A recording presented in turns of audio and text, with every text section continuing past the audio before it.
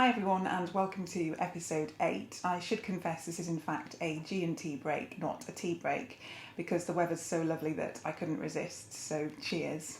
I'm also celebrating the fact that when I went to replenish my gin collection recently, I got ID'd at the checkout, which is probably one of the best things that's happened to me during lockdown, to be honest, although when I told the cashier how old I actually was, there were no further questions, so it was a short-lived win. Anyway, turning to less alcoholic subjects, this is a Planning Act focused episode in which I'm going to discuss the recent judicial review challenge to the Drax Power Station DCO. And what I want to do in particular is to consider the aspects of the High Court's judgment that might be relevant to future challenges to DCOs in other contexts. Before I do that, I'll just summarise the High Court's decision for anyone who's not familiar with it yet. The judicial review claim was dismissed by Mr Justice Holgate on the 22nd of May. It had been brought by ClientEarth against the Secretary of State's decision back in October last year to grant a DCO for the construction and operation of 2 gas-fired generating units at Drax Power Station near Selby. Much of the reasoning in the judgment is concerned with 2 of the NPSs that relate to energy.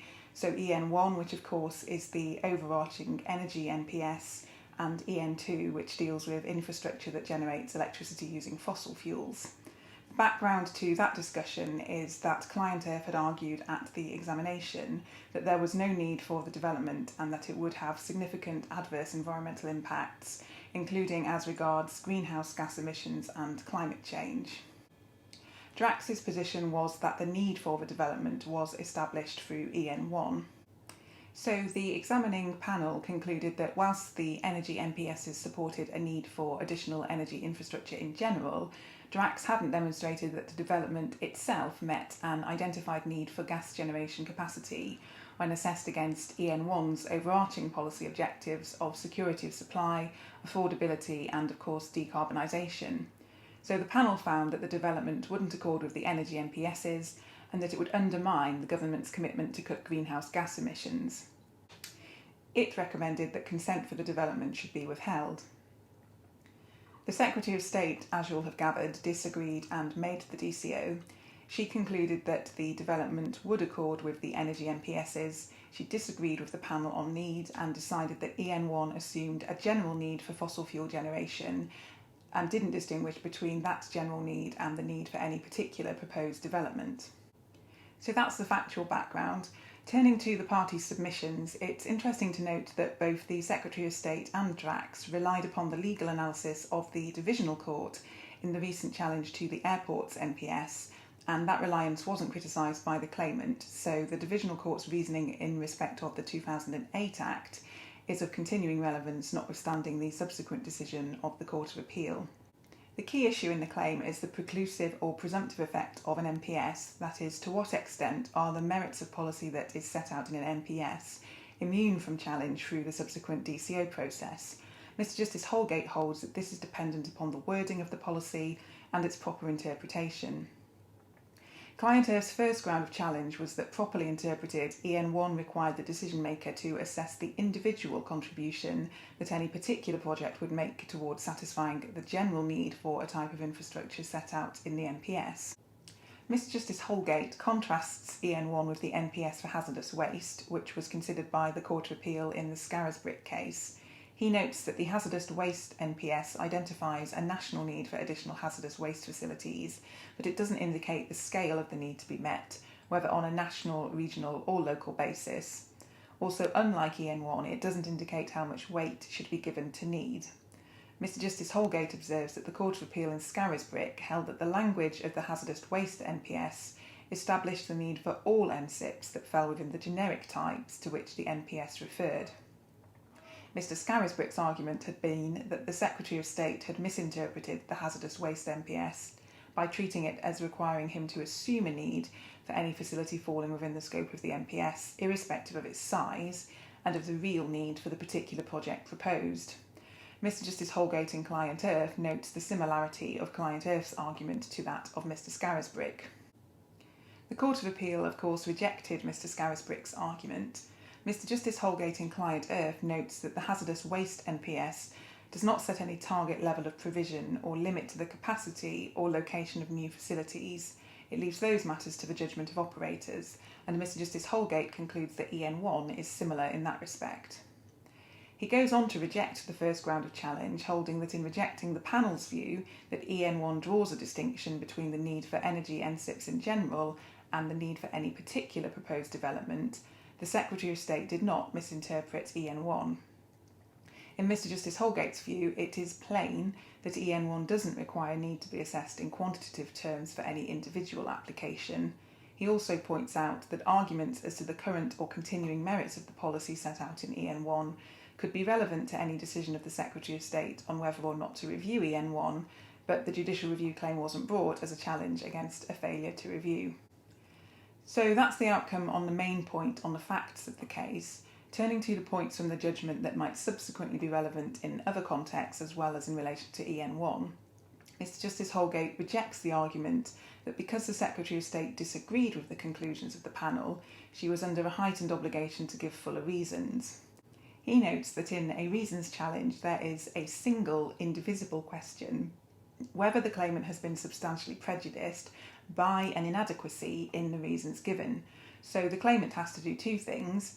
It has to establish substantial prejudice, and it has to show that the reasons might conceal a public law error, or that they raise a substantial doubt as to whether the decision is vitiated by legal error. The third ground of challenge is summarised at paragraph 165 of the judgment. ClientEarth argued that the Secretary of State had misinterpreted EN1 as requiring the decision maker to treat the greenhouse gas emissions of the proposal either as irrelevant or as having no weight. In the course of rejecting that submission, Mr Justice Holgate observes that he doesn't see how it could be legally objectionable for an NPS to state that a particular factor is insufficient by itself to justify refusal of a planning consent because it is addressed by other regimes. So a point there to bear in mind in relation to future challenges to NPSs. The sixth ground of challenge was that an argument that regulations 21 and 30 of the EIA regulations hadn't been complied with in relation to measures for the monitoring of greenhouse gas emissions. Mr Justice Holgate notes that there's no requirement in Regulation 30, or indeed elsewhere in the regulations, to give a reasoned conclusion in relation to any monitoring measures that are considered appropriate. The requirement is simply that the monitoring measures that are considered to be appropriate must be set out.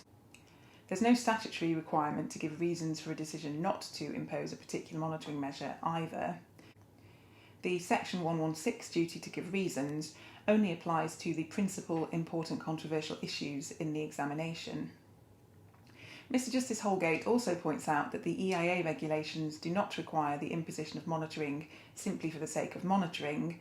Ordinarily, a monitoring measure is imposed to enable remedial measures to be taken if certain parameters are not conformed with, or to ensure that mitigation measures are effective. The final ground of challenge that I want to mention is ground 7A, which related to a letter that had been sent in by Drax's solicitors after the close of the examination. The letter addressed the amendment of the Climate Change Act 2008, which introduced the net zero target. ClientEarth argued that the Secretary of State had breached her duty to act fairly because she'd had regard to the letter without supplying it to the other examination participants and giving them an opportunity to comment. It was common ground that the letter had not been taken into account by the Secretary of State herself, but it had been read by her officials to see if it should be referred to the Minister. ClientEarth argued that there was at least a risk that it had influenced the advice that those officials had given. Rejecting that argument, Mr Justice Holgate explains that neither the letter nor a summary of its contents was provided to the Secretary of State, who had no actual knowledge of the material, and he refers to existing case law that establishes that what is known to the officials in a minister's department is not to be imputed to the minister. Mr Justice Holgate concludes that the evidence before him establishes that the Secretary of State and her officials had reached their own conclusions on the relevant matters for themselves.